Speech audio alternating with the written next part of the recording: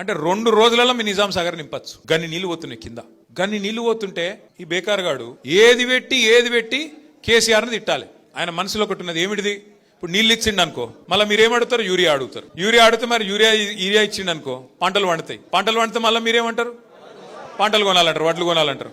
మరి వడ్లు కొనాలంటే సంచులు ఇవ్వాలి, మళ్ళీ సుతులు ఇవ్వాలి, మళ్ళీ మద్దతు ధర ఇవ్వాలి, మళ్ళీ మీదికెళ్ళి ఇంకోటి బోనస్ అని డైలాగులు కొట్టిండు కదా, బోనస్ ఇవ్వాలి.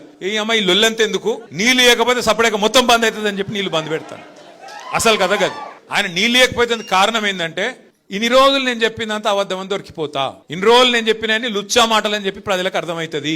అందుకే మిమ్మల్ని ఎండబెడుతున్నాడు. ఇవాళ బాన్స్వాడోళ్లను, మొత్తం నిజామాబాద్ జిల్లా వాళ్ళను, ఎస్ఆర్ఎస్పి కింద ఆయకట్టున్నోళ్లను, నిజాం సాగర్ కింద ఆయకట్టున్నోళ్ళు మొత్తం ఆ వాగులు, చెక్ డ్యాంలు అన్ని నింపుకోవచ్చు. ఇవాళ ఈ ఒక్కరోజు కాదు, నీళ్లు అక్టోబర్ దాకా ఉంటాయి. నీళ్ళాడ రోజు పోతున్నాయి కిందికి సముద్రంలో. నేను ఒక్క మాట అడుగుతా రేవంత్ రెడ్డిని, మరి కింద చంద్రబాబు నడుపుతుంది కదా మోటార్లు, అదే నది కింద ఇడికెళ్ళిపోయిన నీళ్లే కదా. ఆడి కొద్దిగా కింది కోత వరంగల్ దేవాదుల మోటార్లు నడుస్తున్నాయి కదా, ఇంకొద్ది కింది కోత ఖమ్మంలో ఆడ నడుస్తుంది కదా సీతారామ మోటార్. అక్కడ నీళ్లు ఉంటాయి ఎట్లా, ఇక్కడ లేవెట్లా? ఆడ మోటార్లు నడిస్తే ఎట్లా, ఇక్కడ నడవే ఎట్లా? ఇగో గిది దొరికిపోతుంది, దొంగ దొరుకుతాడు, అబద్ధం దొరికిపోతుంది అని చెప్పి ఇలా అడ్డమైన మాటలు మాట్లాడుతుండు.